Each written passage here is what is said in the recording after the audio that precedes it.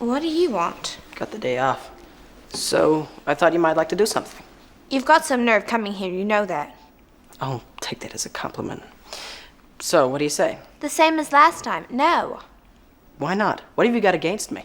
Everything. Look at what you've done to our city. I shouldn't even be talking to you now. Just go away. Okay. But if you change your mind, I'll be at the beach. Oh yeah, and your pal Allie? My brother fixed it so she could be with her geeky boyfriend. He did what? See? We're not all bad.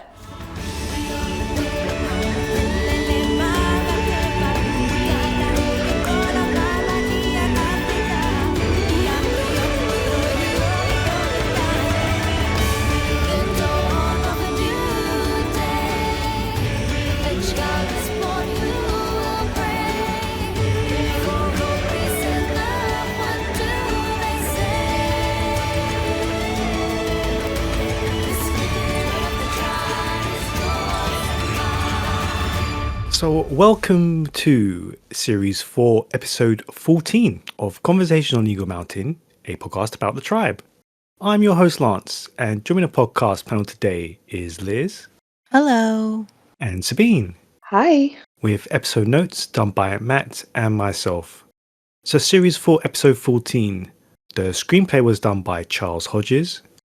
It was directed by Colin McCall. And the episode synopsis was read out by Liz. Ved basks in his own glory as Ram's grand plan comes closer to fruition. Pride in SALENE's growing closeness drive Cloe to rebel, and Lex pulls out all the stops for SIVA. With Lex abandoning his duties for a secret meeting with SIVA, Dee enlists Ebony's help to deal with more trouble at the market. Everyone, out of here. Yeah, blame her. She's the one that let the technos in. I said out of here. We're hungry. What are you gonna do about it? The shortage is not the Techno's fault. They're not preventing any food from entering the city, okay? But they are chased off by a hungry mob who blame Ebony for selling out to the Technos. So yeah, just generally, panel, what do you make of the portrayal of life in the city under Techno occupation and Ebony struggling to maintain any semblance of control? I'm confused. Is it really just Lex and Dee who wander the city keeping the peace? I mean, even season 3, had the bandwidth for him to hire the entire crew of the mosquitoes. You know what I'm saying? He needs more than just one person. Yeah. 2 people can't keep the peace. And the fact that that's never crossed Ebony's mind or Lex's mind, that it's just Dee and Lex wandering around. Who do you think's going to cover you, Lex? Dee's supposed to do this by herself when you don't show up for work? How small is the city supposed to be that they It's could odd. even possibly do this? Yeah, at least last time around he had the mosquitoes, he had Pride. That made a lot more sense. But this is just... I don't know. Maybe they're playing on how much people the Technos have actually taken away. True, yeah. Could make a case for that, yeah. Yeah. They've taken so many people away, our police force doesn't have to be that big anymore. There was a time that the city was so realistic that even with the militia, Ebony still needed to take time to build up her power base. Mm-hmm. Even with a whole tribe at her back, she couldn't take over from the Mallrats. She needed time. You know what I mean? That's how big a city was. It was a realistic depiction, and yet you want me to believe that 2 people just walk the streets and keep the peace. There was apparently That's why they're not managing. It's just ridiculous, I think. Every time I just don't think they put the work in to painting a scene and the world building of the city and what it's actually like. It's more like the city exists when the plot needs it to. Yeah. Problems in the city exist when the plot needs them to. I mean, clearly Dee ran into a problem in the marketplace, left the problem, ran all the way back to the hotel. That's true. He's looking for Lex. Well, this problem's apparently still going down. What, did the problem pause until she and Ebony came back? If the problem was these people attacking this poor guy who's selling his potatoes behind a fence for safety, they would have already torn that fence down by the time Dee and Ebony got there. What, did they just call a timeout until she could return with backup?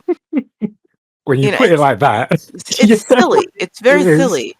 Then they chase Ebony off with rocks, which, yeah. Of course.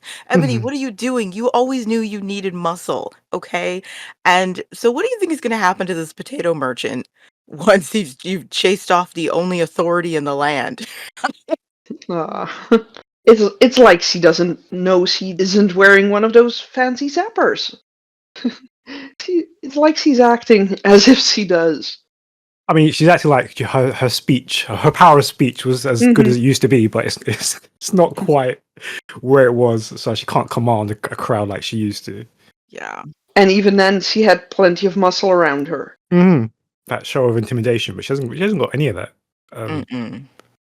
And then, specifically in a scene like this, you can see her like that tiny little girl, assuming that everyone's just gonna fall in line because he says something.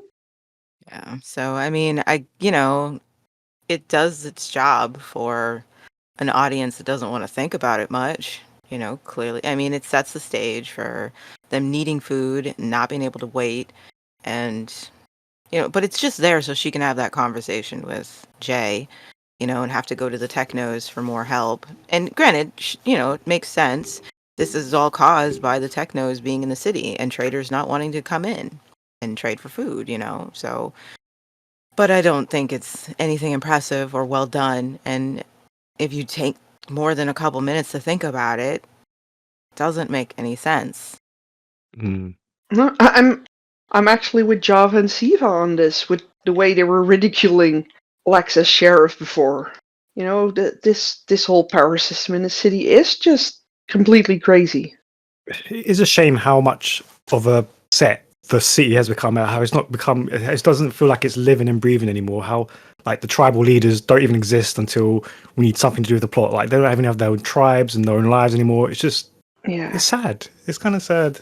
Like there's no life anymore. It's just the Morats and Sentinels. That's it. Yeah. No, all we're seeing is the people that weren't taken. And like we used to get hints of like life going beyond like the mall, like things going on, like life was still happening, but it just feels like everything's just flows to a crawl now until the Morats appear or the Technos have an event to do. It's like this doesn't feel alive anymore. No, because the only places we see people are like within the bar when Fed or Java or whoever goes there, Mm-hmm. and in this market. Used to be such a big city.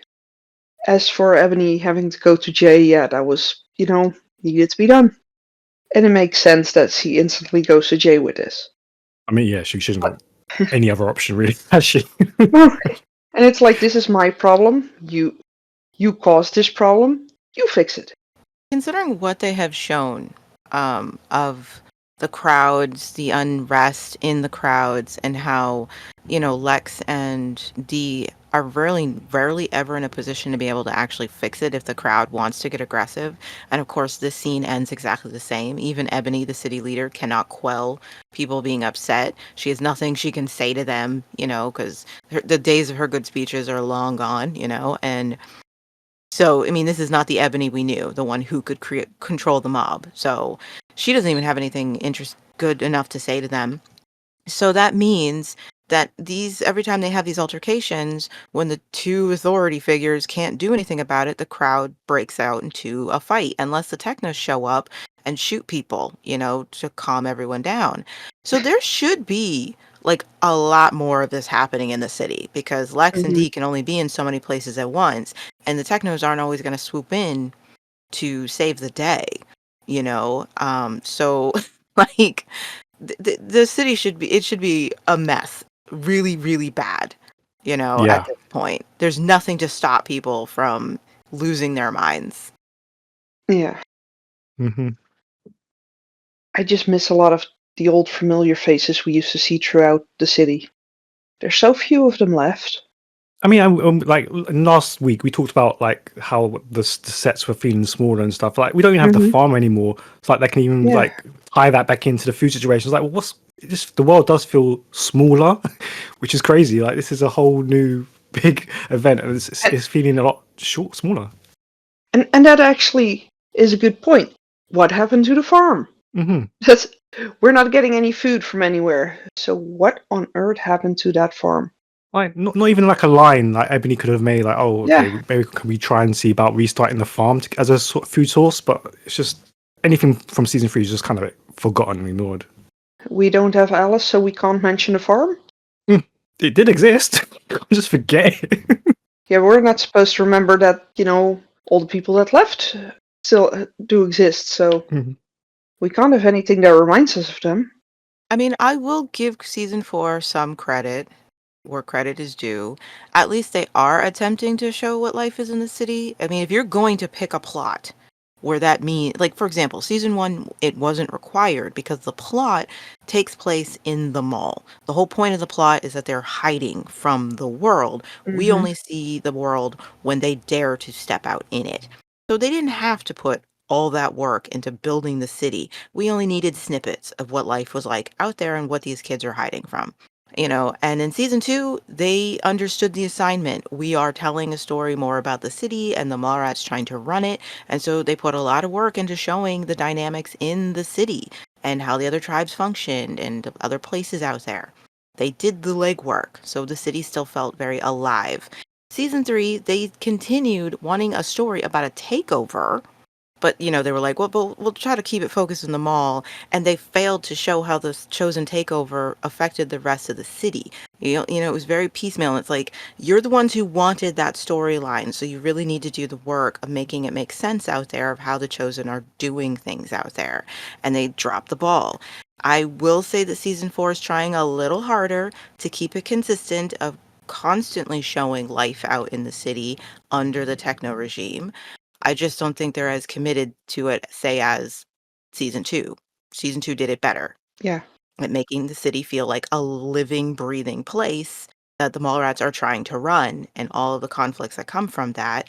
And while season 4 is at least showing more, than they did in season 3, it just doesn't feel as committed or as convincing. The city does not feel like a living, breathing place. It feels like a set. Hmm. I don't know how to say this, but I shouldn't have done what I did. It was wrong for me to kiss you like that. I don't understand. How is it wrong? I don't think we should start something we're both going to regret later. What I mean is, I don't want you to get into something and find there's nothing there for you. So, Pride apologizes to Selene for their kiss, telling her it was a mistake and they shouldn't get together. Later clarifying that he has liked her for some time, but he doesn't want to disappoint her like he did with May, since he still had feelings for Amber. They do, however, share a last kiss before deciding to keep the relationship platonic. Okay, yeah, go ahead, Panna. What do you make of Pride's reasoning and the pair's decision to remain as friends? Really, Pride? Amber, still? She's gone, man. As far as you know, she's off somewhere with Bray and their baby, living happily ever after. Why on earth are you sticking with this oh but Amber thing? Like, I get that you didn't want to hurt May the way you did, but I mean, at least Amber was sort of around back then. But with Selene now, it's a ridiculous excuse. And though I'm kind of glad he at least tells Selene that, he's not that into her, it just feels wrong.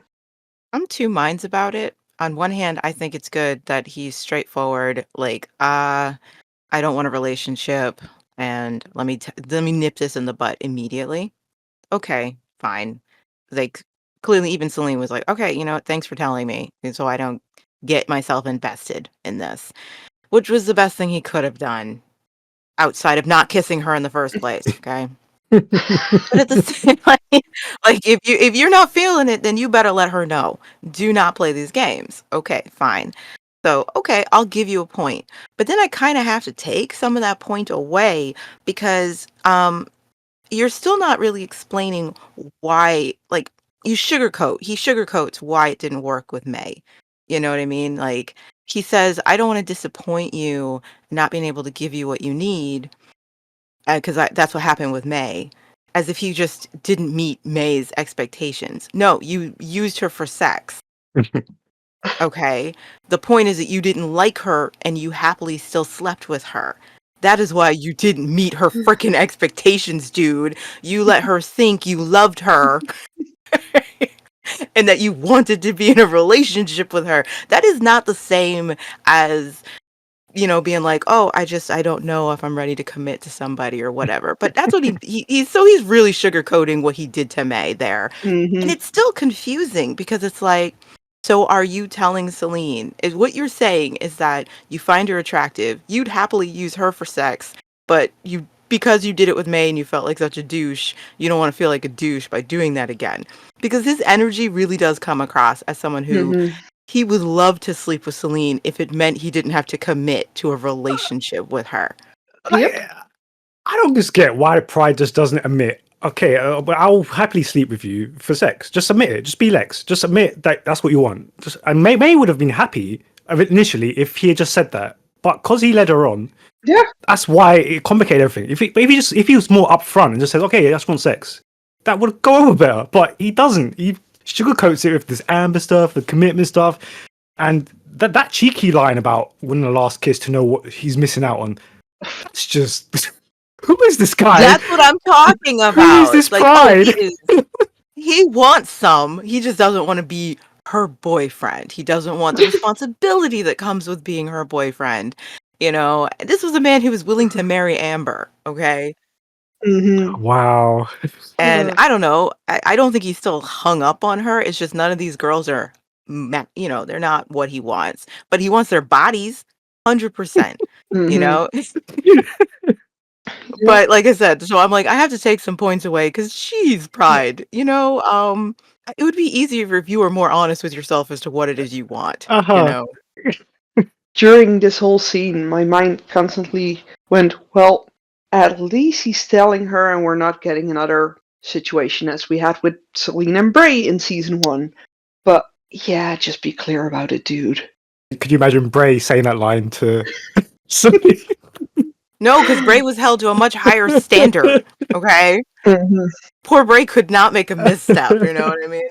But, no Pride. Pride can play these games. And it's like, well, another thing that gives me a bit of the ick was, okay, so he tells her straight up, I shouldn't have kissed you, and it was wrong, and I don't want to give you the wrong idea about us, da-da-da-da-da. But notice and then he does it again. He comes back, and it's almost like he had a chance to think about it and realize, ooh, I might have shut that down completely, and I'd still love that to be an option. So he comes back and goes, oh, I probably said all that wrong. And she's like, no, I think you were really clear. You don't want to be in a relationship with me. And so I got it. I got the message. And I felt like he was laying the groundwork for a possibility. Yes. He wanted to keep her open. And especially with the whole, well, could I get another kiss? And it's like, dude, why don't you just say you want to hit? That's all you want. That's clearly all you want right now. Oh. To say it as Bray did, it's all those might have beens. He wants to keep his might have beens. He definitely kept that door open. This sweetest way possible. That's what it felt like. He was like, "Oh, wait, I might want to slide in to those DMs. So who knows what I'll be." It's almost like he thought, "Wow, it's gonna be real lonely tonight." But the mall is a cold place. Yeah, mall is a cold place, so Body heat would help. and it is bizarre to have someone basically saying that to her, like, "I'm attracted to you, but I wouldn't want to commit." And you remember when Bray told her the same thing as she assaulted him, and he was like, "No, I could have sex with you, but I wouldn't be loved, Selene. Don't you get it?" And she's all insulted. But now she's just like, "Oh, it's kind of cute. It's kind of cute that he just wants my body, But then again, you grow up and you start to have a different opinion about casual sex. But Or, she's just happy with whatever she can get. But at the end of the day, consenting adults and all that, as long as she seems to get it, she seems to understand the situation here, and they're talking about it.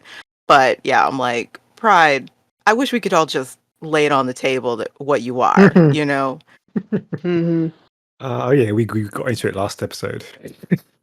We love Pride. Because again, there's nothing wrong with the fact that he may just want to hit it and quit it. It's that he's never honest about that. That's what he's looking for. Absolutely. He doesn't want to see himself as that person. He wants to be better than that. And it's like, dude, just be honest. You'd like to, you want to hit someone who's beautiful and have that physical intimacy, but you don't want to be someone's boyfriend right now.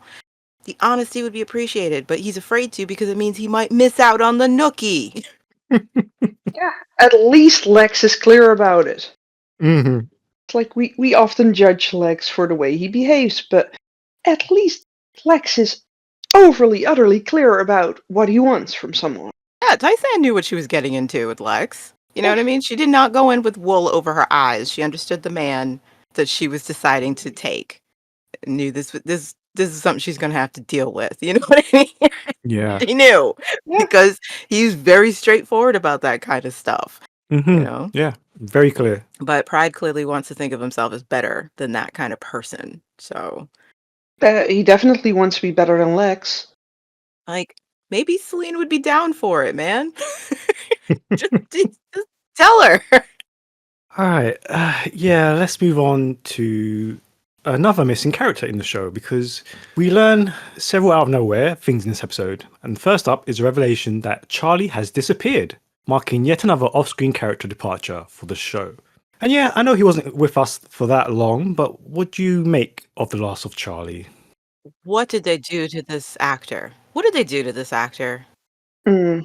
Come on. What happened? You don't even give us a story where it makes sense that Charlie would leave. At least with Paul, he had been screamed at by Lex. Lex was really hard on him. So it was plausible that this child might have run out of the mall. Even though, it's teetering. Because why would he go out into a scary world Mhm. rather than just seeking comfort from his sister? But at least they set it up to show that the mall doesn't feel safe for Paul because there's a bully in there who's always attacking him, There's no setup for Charlie just leaving the little sister he's been taking care of since he was up in preschool. You know what I mean? Like, there's no world that makes sense that Charlie would just leave and everybody being so calm about the fact that the technos might have taken him. What? Yeah. You guys suspect that the technos might have taken Charlie and you're having these calm conversations about it? Are you serious? This is a child in your care. Hmm. I am just so utterly pissed off at Selene for this. It's like it's not safe to leave a child in her care, It's Paul vanished while she was taking care of them. Now Charlie, and she doesn't seem to care. It's like, ooh, one less mouth to feed, I guess. How Let's do you not go not look for him. How do you not even notice he's missing? There are 5 people living in this world. Right. That's what's And painful. children. Like, I get it in season 1 when Paul disappeared because the children were often playing by themselves. You know what I mean? Like, there was a bunch of people in this mall just trying to figure out the mechanics of living together. And Paul and Patsy were often unsupervised with Chloe Chloe was running off, kidnapping cows. You know what I mean? Like, there was a lot more to try to keep track of. And there was no real designated, always keeping track of where the kids were. Yeah. But there are 5 people in this building. And Selene and Pride have taken it upon themselves to parent these kids. How do you not notice that Charlie didn't come to breakfast? Right. Hmm. It's that lack of noticing, and the lack of reaction is just awful. Like, the technos have come into the mall and taken Charlie. Like, how was your reaction? They kidnapped a child. Right. Like, after everything you've been through in the last 2 seasons, you don't bat an eyelash at them kidnapping a child. I mean, Literally nothing. Like, I get it. After Brady, like Brady showed, we don't care about kidnapped children. But come on, it's ridiculous. And honestly, I don't get why they made this specific choice. If they knew he was leaving, with the episode we just had, with Ellie's goodbye and everything, yeah. they could have had him sneaking in to that hotel to give her food and having him caught there, and them sending him with Ellie or whatever, Mm. They Yeah, could have there was found a just way to send no that prep. kid away.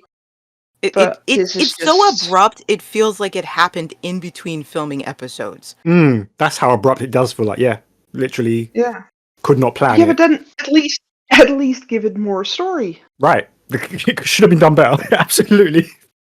There are ways to make this happen, and this was not it.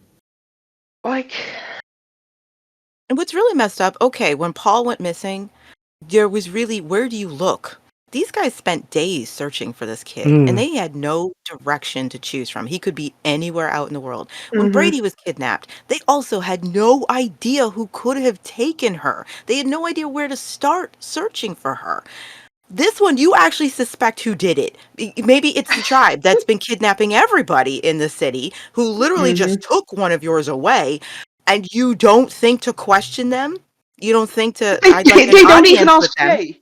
Yeah, just anything. Like, They I'd don't like, even try hey, to ask. Ebony, I'd like to report one of our mall rats being missing. We suspect the technos came in to at least Right. clear the air of whether or not they did. Come on. We don't even get that. Not. And I think it says something that Mouse hasn't even thought to tell anybody, hey, my brother's missing. Oh, that's a whole other level What? to look at. Yeah. She knows nobody cares. This is your literally the only person who's been in your life since you were in diapers, Mouse. The one person you could count on. And you couldn't find him today. And you just like, gee, I wonder, you guys have been inseparable in this mall. You've been inseparable from the day we met you. And you're telling me this didn't, granted, she's 6, but again, he is the person in hmm her life. She would be looking for him, searching the mall. She would go to Yeah, Selena Pride and be like, have you seen Charlie? yeah. You know? It's not going to them because at least he mentions, "I would if I could find him," But but she doesn't say it out which loud to Chloe. She doesn't say it out loud to no, anybody. no, but it indicates that at least he was trying to find him. But yeah, no, she didn't think to ask anyone for help with this. Oh my goodness. My kids, despite how old they are, my son is 22, my daughter's 17. They have been two peas in the pod since the day she was born. If she comes home and a couple of hours have gone by where she hasn't seen her brother, even now she'll be like, "Where is he? Like, where is he?" She needs to know. She noticed. She waited a requisite amount of time that she thinks was reasonable for him not to be in the house. And then she's like, "Yo, has anybody seen my brother? Where is he? He's supposed to be here." You know, and she's not a little kid who hmm desperately needs her brother. Well, she's like, "Where is he? Why isn't he here?" And then you tell, "Oh, he's at work or he's with his girlfriend or something." And, "Oh, okay, I'm just checking." I need, and so I Like can't fathom this. I can't. if these kids didn't get along, I could have understood it. But these kids do get along. hmm Yeah. Like they care about each other, Yeah. and it's not a common thing for Charlie to be off on his own. You know, it's Right. It's never been established that he would wander off without her. All their adventures, they're doing them together. Even finding Ellie on the roof, saying goodbye to Ellie. They steal apples together. Like, they do everything together. If you haven't found him today, it doesn't make sense to me that you didn't think to ask somebody after you couldn't find him. Like, where is he? Especially since the mall is so small and they no longer really show all the different places people might hang out, hmm and try to get privacy. You know, like, it's just, and again, I'll give Mouse a little bit of a pass because she is so young, but the others, I will not give them a pass for no, their lack of reaction to this kid going missing and suspecting that he was taken out of the place. Not he ran away. I think the technos took him. nobody asks Ebony, nobody asks Jay, and I mean Celine knows how to get into the techno headquarters. So why on earth didn't she go there to ask? It's, Look, have you seen this kid? well, there's no point saying the techno bit because it has no consequence. It has no reflection on anything that's happening. Like, why even add that in? Like, it's just a throwaway line and it's not even referenced. It's just like, there's just better ways to do this. And if you were going to have that, okay, you're going to have that suspicion because that's pretty much the theory that he was taken by technos. Then do something with it. Have them discuss it among themselves. Have them ask. Have the technos deny it. hmm Like, why would we go in the mall and take an 8-year-old? We don't. What are we gonna do with him? You know what I mean? We can get plenty workforce we want to take off the streets if that's what we're gonna do. Blah blah blah. We don't know if they're lying. The mall rats don't know if they're lying, but they are left at an impasse that there's literally nothing they can do about it. Like, have the discussion. Right. I missed that. Yeah. We used to actually have discussions about events going on that might affect different Moreds. Oh, And there's just so few of you. you'd think that would make it even a sense of urgency. Like, okay, Yeah, exactly. little boy is missing. Let's have a big discussion about what's going on. Where can we find him? Who's involved? Anything, but Because even if you don't care about Charlie, Mm. okay, even if you're just like, oh, well, it's actually one less headache to deal with, the thought that technos are coming in your home and just taking people when no one's looking should be a concern. Mhm. Like, you could have at the very least asked Dee to look out for him whilst he's out in the city, you know? I mean, you already have Pride doing this underground rebel thing. This could just add more fuel to the fire and urgency that we got to take these guys down because Mhm. we don't trust we're even safe in our own home. They did the initial kidnapping. We thought they were done, but what if they're still doing it and you're not even safe where you live? They could just let themselves in and take somebody. It's bad enough they can just come in and visit. Like do something with it without ever confirming whether the technos did it. That's a nice little bit of ambiguity. Yeah. Because of course Jay would lie about it if they had taken him, and we know later that people are being get kidnapped for the Rams experiment. So like that would be a nice trail of breadcrumbs of what if that is what happened to Charlie. He was one of those people just snatched up. Ved could have done it. It was convenient or whatever. Just something to give you something to chew on of what happened to Charlie rather than he vaporized and nobody cares. Yeah. And even if you don't want the Technos to be the one to have done it, with all the chaos in the city, with the food debacle and everything, who knows? Maybe someone took him to have him work for them on whatever farm that does not exist. Yeah, you could have again, like you said, if you don't want the technos to take the blame for whatever reason, Mhm. I don't know why you're trying to clean up the technos. Considering everything they do, you clearly aren't trying to keep their reputation pristine. But let's say you don't want them to be the big bad in Charlie's disappearance. Like, have Pride actually out on the street asking and getting breadcrumbs of information that could hint to what happened to Charlie. Like sellers being like, well, yeah, I did actually see a little kid matching that description here. And then some guy started talking to him, just hint at Yeah. something happened to Charlie. Maybe he was out there looking for food and he didn't Yeah. want to take his sister and, whatever. He was trying to help out and he ran into some unfortunate circumstance out there. Yeah. It's just, this is like, So many ways that a little kid can vanish in. None of the opportunities taken. it's almost But like they wanted to nip it in the bud Straight that they away. weren't even going to bother Right. trying to find him. Like, oh, he's missing? Oh, that's too bad. Anyway, moving on. That's what it feels like. that's Yeah. unfortunate. Less kids to feed now, though. It's convenient for Lex. He doesn't like the kids anyways. Like, instead of the whole silly Chloe seeing Selene and Pride, it could have been a little bit of what makes her hesitant about going out on a date with Ved again. But just that's just a tiny thing, just to play into what is going on. But it's just shoehorned into nothing. It's just pushed aside quickly as it comes up. It's like, okay, gone, done. Right, forget him. We're not supposed to think about it for too long. We're just supposed to Not even an forget. episode. Right? We can't even think about it for an episode. Like, literally one scene and that's it. Forget, it's gone. History. We're supposed to quickly forget that Charlie ever existed, Oh man. so we can quickly switch to someone else. Just tie it in. Just tie it into what's going on. Like, and it's not even difficult to make that happen. I'm just. It's like they're allergic to compelling storylines. I can't help it. I'm just so offended by the fact that Selene doesn't seem to care. Yeah, that's one of the worst parts. Is that you've built up that she brought these people in to start a new family, and like you're just gonna have a Yeah. not care and not have such a subdued reaction to him being missing. Not care that one of her other new replacement children is gone now.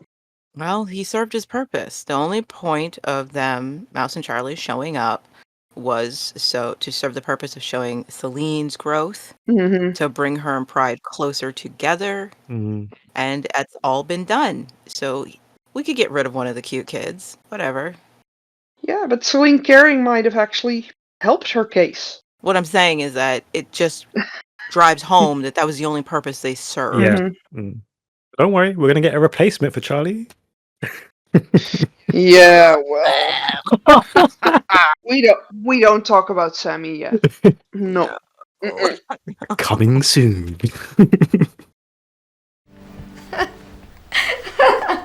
What's funny? Funny? It's hysterical. Where did you get all this stuff? Fruits of office. You put a little buy and it accumulates. It sure does. What? It's an old camping one. Runs on gas. Hey, didn't know there was much of that stuff left around. There isn't. So what do you think? This special enough for you? It ain't no Horton Bailey, but it'll do for now. Lex's love nest makes its first appearance as he instructs SIVA to meet him there. And it's here that she explains more about Ram's history before getting spooked by his questions and leaving. Remind him that their relationship is dangerous for both of them, leaving it open-ended as to whether she would return. Panel, how did you react to the existence of Lex's love shack? And yeah, moving on to the information that SIVA revealed, what do you make of the history that the military tech Zappers was done by Ram's father? The military tech, I'm not surprised there, honestly. It had to come from somewhere. At least this gives us a reason, and not a Ram just magically pulled this out of his head. I had completely forgotten this because it was one little line and it's never actually referenced again, as far as I'm aware. Like, No, but at least it establishes them as, or at least Ram as a military brat, at least Ram, yeah. Mm-hmm. which explains some of the stuff they have. Yeah, I don't mind at least getting some explanation that the Technos never invented this stuff, they inherited it. And that just makes more sense to me. Mm-hmm. Like, oh, okay. Yeah, you find tech, you play with it, especially if you're very smart. Yeah. So, yeah, like, all right, I guess. Yeah, it doesn't matter, though. They don't do anything with it. No. It's almost like a writer just suddenly was like, Oh, we should have an how explanation. do they have all this stuff, Where did they get this? How did they ever come across any of this? So that's okay. I don't mind that lore. But again, it doesn't matter. Yeah, So just wish it was expanded on. Like, don't get any real backstory of the Technos. Here you have this opening line. It's just like, okay, we're never going to talk about this ever again. I like the hideaway outside of the premise of the story that it's in, because I just like this rundown part of the city and it looks like an actual place. I like that it's not pristine inside. It actually looks like a hodgepodge of things that you would have collected and created, and someone wouldn't stumble upon it because it looks so run down on the outside. I liked that, like, just as set dressing. Mm-hmm. I thought that was nice. But I think I would like this in the story more if Lex really was going into this not to get a piece, but to use SIVA for information. Because it literally, I was listening to you guys, it sounds like that hadn't been his initial plan. That was an idea that Ebony put in his head. Mm-hmm. So it never even occurred to him, gee, I could use this girl's attraction in me to find my wife. Didn't occur to him until Ebony was like, yo, Nope. I see you getting soft on my sister and she seems to like you, so why don't you use that to our advantage? And he was like, oh, yeah, that's a good idea. It's like, I would have preferred if that had been Lex's idea. Lex Mm-hmm. used to be a very smart planner, and like, just look back to the Machiavellian behavior he had in season 1, where he would play it cool because in the background he was planning on taking Bray down, Bray and Amber, Mm-hmm. because his goal was to run the mall. You know what I mean? Mhm. And Yeah. so I really would have loved it if this had been his idea. Sure, SIVA's pretty, but he wants his wife, and he's not above using whoever he needs to find her. And then you can add to the whole, he ends up catching feels for her and is conflicted over that, blah, blah, blah. So that, like, I would have liked all of this much better because it would be part of his plan in trying to impress this girl and to lower her guard so that he could, pull secrets out of her during pillow talk and whatnot. You know what I mean? But the fact that he's just doing this because she's hot. Yeah. The moment I saw this whole love shack he has, my brain just went, why on earth didn't you create something like this earlier, Lex, when, you were trying to sneak Tysan somewhere away from them all?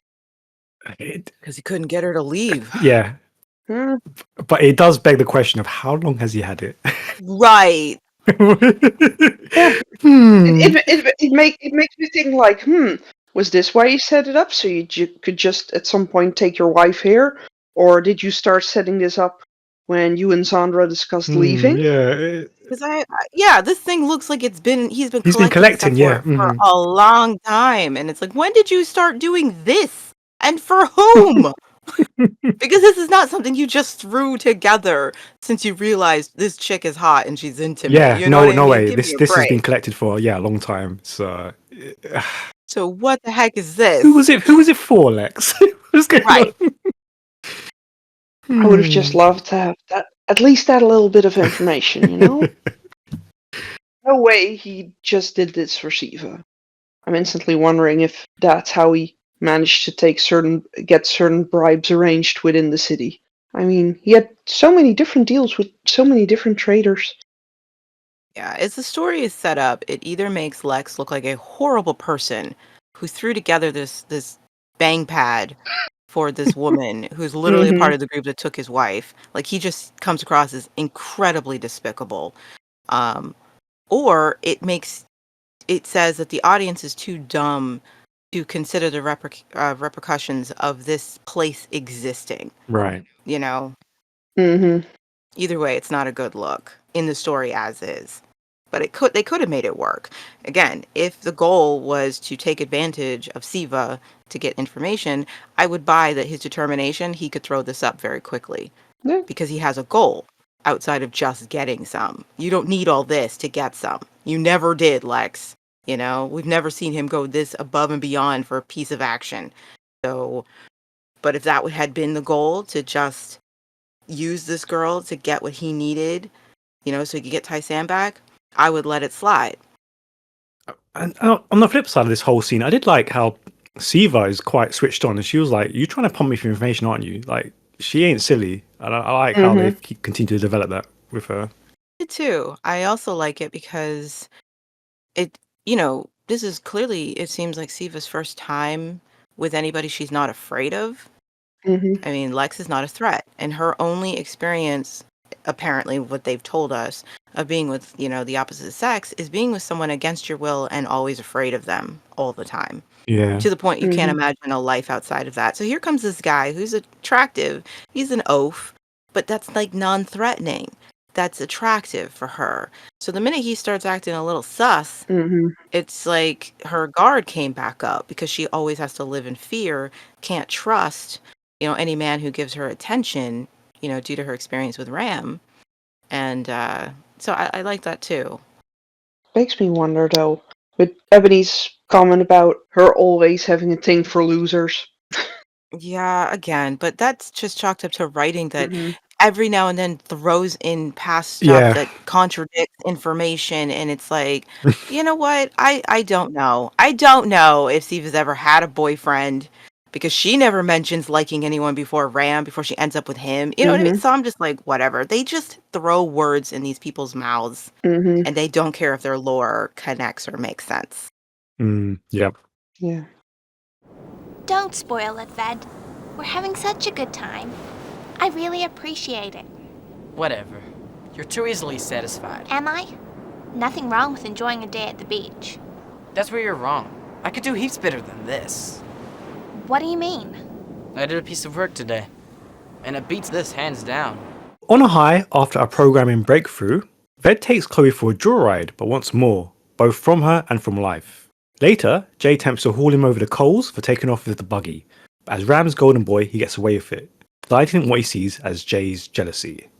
So yeah, just generally, what did you make of Ved in this episode? I'm so annoyed because I kind of liked him the most in this episode. Ugh. Mm-hmm. Sorry. I hate it. I hate it. I hate it. But I have to say, I kind of enjoyed him and Ram the most in this entire episode. Mm-hmm. I feel like Ved still just makes a lot of sense for the way he acts and the way he postures.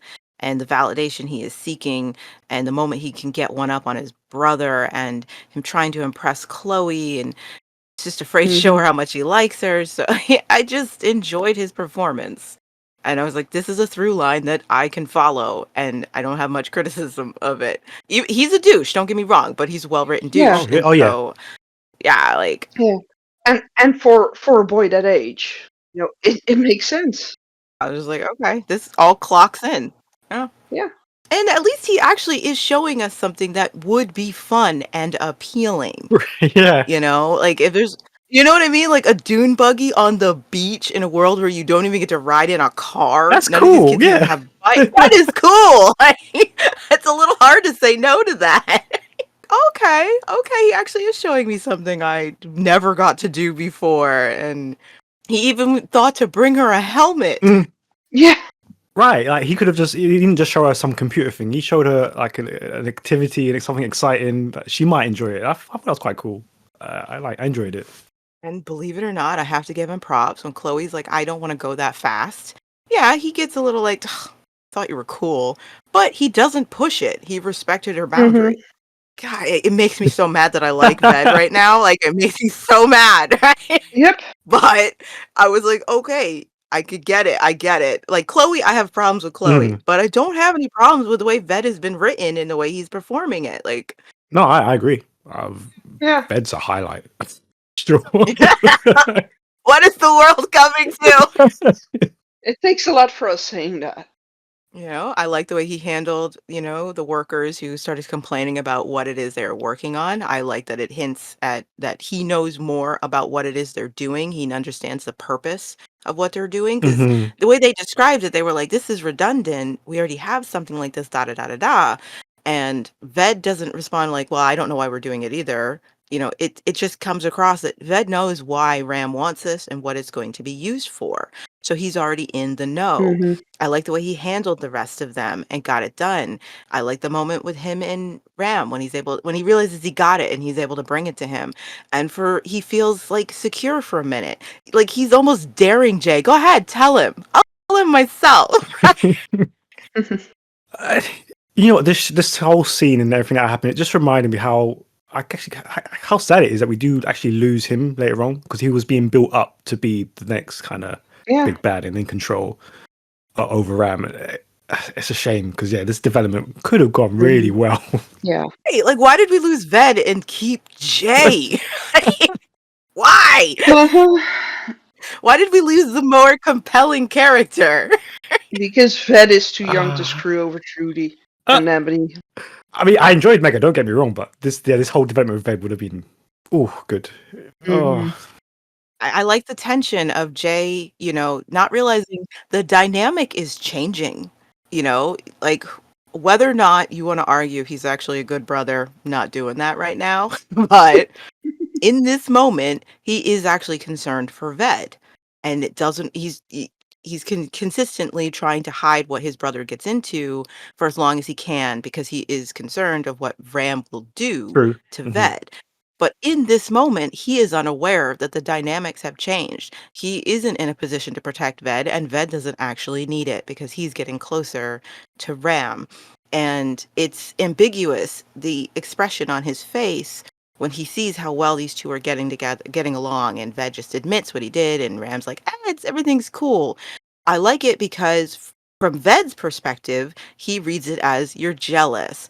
But from an audience perspective, you can read it as this is even more concerning because Ram can't be trusted with my brother's well-being. So, like, that's a cool moment. No wonder people like the technos. When you ask somebody, like, what is it about season 4 you actually like? And they'll tell you the technos, and you're like, blasphemy, right?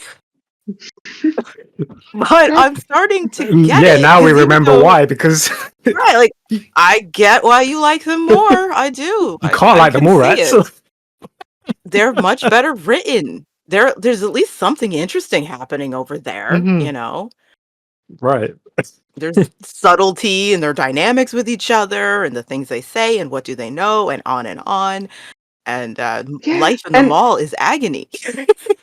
And like if you've only started on this show in season 4, These mole rats are just Mm. annoying. Yes. Like they're not even the protagonists. Like, why are they there? The technos are the protagonists. They really are. This is Yeah. this is their Mhm. This is their story, story. In fact, if you were new, if this is like your first season, you'd probably wonder why we keep going to the mall. Yeah. Who are these people? Why are we spending time with them? It's so true. Oh man. Are you mad? What are you playing at? The guy's a creep. Oh, is he? Well, you want to know what I think a creep is? It's someone who says a certain person isn't his girlfriend when she is. What are you talking about? I saw you kissing her. You were sitting right here. Oh, wait a minute. That wasn't what it looked like. All that happened was... Oh, please. Cloe, Charlie's been taken, and all you can think about is... Save your breath. I'm never going to believe or listen to a single word you or SALENE say to me again. Creep. So yeah, just kind of again generally again, what do you make of Chloe's decision to give Ved another chance? Generally, I don't care. I'm gonna be straight. I don't care about Chloe and Ved. Whatever. Could have been much more interesting. Chloe could have been much more interesting. And while I hate that the stupid plot line of Chloe being jealous because she's into Pride, so she doesn't like seeing him and SALENE, and that's what was the source of their friction. Much as I hate that, I actually didn't mind her calling him out on being a liar and someone she can't trust because he will lie to your face. And she's right. She doesn't know how much he lies to people's faces, Mhm. but she's not wrong in that you're a liar. I can't trust you. I don't owe you the truth of what I'm doing. You know what I mean? Like, I didn't actually mind that too much. Like, and the fact that she recognizes that you work me and I'm not going to let you do it anymore. I'm like, yeah, you should be called out on your hypocrisy and your manipulations and your sweet talk. That didn't bother me, to be honest. Even if I hate everything else, her telling him off didn't bother me. I keep thinking, what would Tysan say about Chloe and Ved with her whole love and hate, two sides of the same coin sort of speech? She would have probably told Chloe it's fine to do this. Yeah, I mean, yeah. My only thought about the scene is that I just kind of wish they hadn't have Chloe see the two kiss, and that was kind of been the reason what propelled her to kind of give Ved another chance. Like, Yeah, I wish all of that surrounding stuff had more depth to it, but like, she's not wrong. Pride's a liar. yeah, He is, and it kind of makes me think like, okay, with the way Pride is acting, yeah, it's not clear what to expect from someone like that. And at least with Ved, she knows she can't fully trust him. I just wish it. So, I wish it wasn't so shallow because it makes it sound like the only reason she's willing to give him another chance is because she's mad at Pride and SALENE. right. So she does it to spite them. Where I would have preferred if it was simply because Ved actually shows her a sensitive, compassionate side to him, the way he treats her, which makes it hard for her to reconcile the fact that he's part of the Technos and he is capable of terrible Right. things. And yet when she's with him, it's like Ellie and Luke. Ellie, I just sit there going, oh my gosh, what made her fall for Luke was his kindness and his acts where he was protecting people and sharing things with her and being vulnerable with her. And she had to juggle the fact that he's a chosen, they do evil things, and yet he isn't an evil person. I think if they had done, I would be more invested in Chloe and Ved if the reasons that she was willing to keep trying to see him is because she genuinely had a good time with him and he was sensitive to her and did something that made her feel good and happy for once, Well, she is having fun with him with the buggy. Yeah, that's what I'm saying. If that had been more the reason rather than, oh, I'm mad at Pride and SALENE, yeah. so screw them. Yeah. So they can't tell me what to do. Like, Oh. I mean, look at her smile when she tells SALENE, oh, I'm not going to see him again. He's a loser. She's smiling to herself because she got one up on SALENE. Like, you don't know everything I'm doing. And it's like, that's the reason you're giving this guy a chance because you're annoyed with those two. Yeah. That just feels too shallow for Chloe. At least the Chloe we once knew. Yeah, that's true. She got the Alice treatment here, so she's a whole different person. Makes sense for this version of her, but not the one we spent 3 seasons with. So I just wish that they put that care into this relationship so I could give a crap about it. I'm kind of happy for Chloe though. Like, after everything that girl has been through, she gets to have something that resembles some sort of normalcy for a girl her age, a boyfriend her parents don't approve of. Oh, just think of what they could have explored. You just said all the things Chloe has gone through and her latching on to this semblance of happiness, even though she shouldn't want it and it shouldn't make her happy because of who he is. And yet she's just so desperate to have that. All her peers are gone. You know, her family Yeah. has been ripped apart. And she just wants this one thing that makes her feel good. Like, they could have gone into that kind of depth as to what propels her attraction and the desperation not to lose this one thing that could be hers, since everything that was hers was literally ripped from her. Yeah. The sense that For one, the sense that the Mallrats aren't even a family anymore. Like feeling no connection to them after everything she's gone through. There's so much they could have done for once to though, make us feel. instead of, like, normally I'm sad that Patsy's no longer around, but in this case I'm actually happy she's not around, so we don't get another, oh, but I want that boy, no, I want that boy sort of crap. Mm. At least we don't have to watch these two young girls fight over Ved. I ain't gonna lie. Sometimes it's felt like this was a storyline written for Patsy and not Chloe. Yeah. Because even the way Chloe's been written, and don't get me wrong, I understand. I was the worst person at 13. I really was. I went from being a very sensible, precocious, thoughtful child to just 2.5 years of being a monster. Okay. And I'm so glad my mother let me live. It was very kind of her. Uh, It really did feel like for a couple years, my hormones, like my brain blew up in my head and was just oozing out of my ears. I was incredibly selfish and just couldn't see anything outside of what would make me happy in my tiny little bubble. And nothing is fair. And and I remember the day I woke up in like tail end of ninth grade, like, oh my gosh, it's like I can think again, things make sense again, right? So I do get that you can change, but there's a lot more to it. There's a lot more thoughts going on in your head as to why what you're doing makes sense to you at that age, and they don't give Chloe any of that. I'm suddenly thinking now, if that storyline had been Patsy and we would have still had Chloe around, that would have actually been interesting, because then we could have had Chloe try to make Patsy see sense of not dating the bad boy. Mm. Would have been a lot more impactful than Selene and Pride trying to convince Very her. interesting thought. Yeah, that was Patsy's storyline. It would make a lot more sense, to be honest. Because Chloe has just transformed into Patsy at this moment in time. Mm-hmm. But yeah, we'll come back to these two at another point.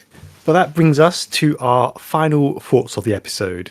So we end the episode with Ram, Java, and SIVA testing out the program that Ved had been working on, and we see them all in virtual reality scenario where Ram is able to use his legs.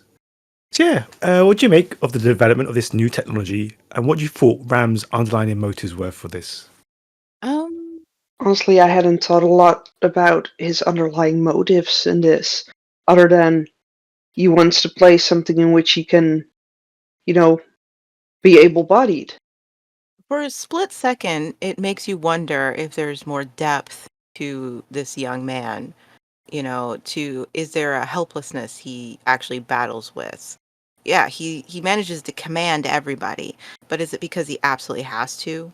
I think Tamsin had mentioned, like, how this is somebody who has to order people to help him get ready for bed, and in a position like that, you have to keep some sort of authority so nobody remembers that they could overpower you at any moment. Mm-hmm. There's literally nothing you could do about it if you decided to not obey him.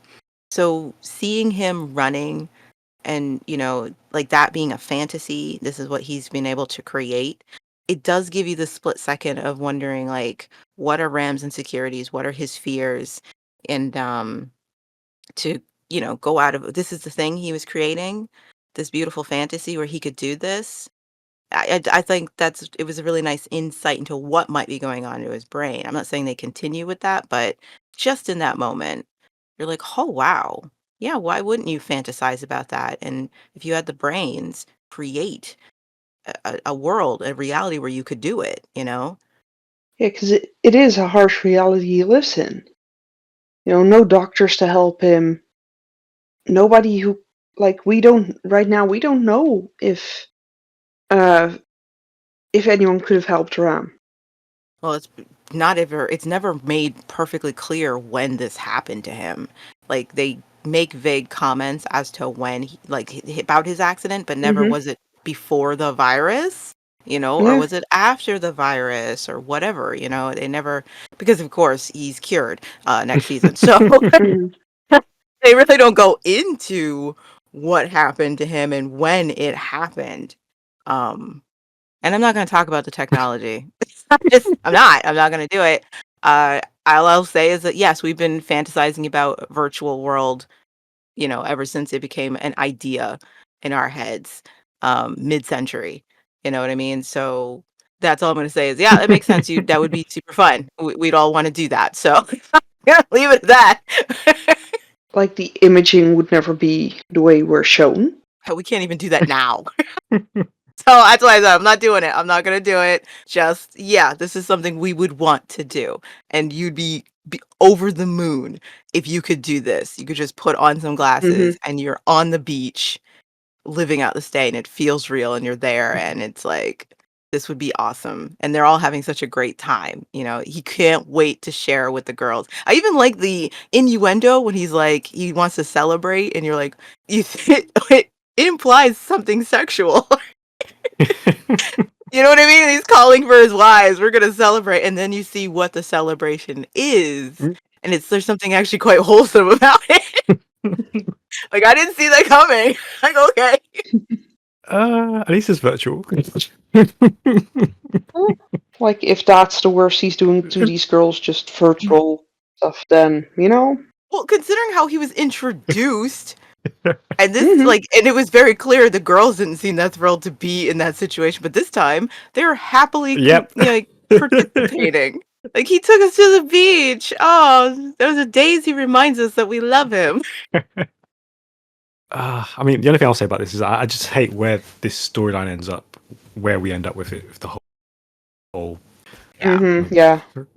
creating a world where we're all gonna be locked in and live it. It's just, yeah. We're not there yet, so we can still happily ignore that. But yeah, I think it's one of the better takes. Whenever in the future we'll see what people's virtual fantasy is. I think this is one of the better ones that was filmed because it's something so impactful about Ram being able to run because you don't know that's him supposed Yeah. to be on like the surfboard. So to that be what he imagines running on the beach, and even the way the camera shoots, you look at his feet, he is standing on his own, and the joy on his Hmm. face. I just felt like that was a very impactful fantasy for someone to have. Yeah. Like, yeah, you would absolutely want this, and you'd want to live in a world where this was possible for you every day. Because some of them are just lame, but this one actually Yeah. felt meaningful and character building. Sorry, my mind was just thinking, like, if we had anything, if they had stopped at this level of technology, if we had anything but the virtual reality, I think I might have handled season 4 a bit better. But because of all the things we get with it, True. like, okay, zappers and weapons and stuff, okay, fine. But yeah, it's this next level that just makes everything go off the rails completely. But yeah, we'll get to that. But yeah, that brings Series 4, Episode 14 to a close. Thank you very much to the panel, and you can show your support by clicking on that like and subscribe and following us on all the major platforms. You can also leave us a comment or get in touch if you'd like to take part in a future episode of the podcast yourself. Just search for thetribe.co.uk or Conversations on Eagle Mountain. You can also throw us a donation. Just head on over to buymeacoffee.com/thetribe.co.uk. And we'll see you next time for episode 15. Until then, bye. Bye. Bye.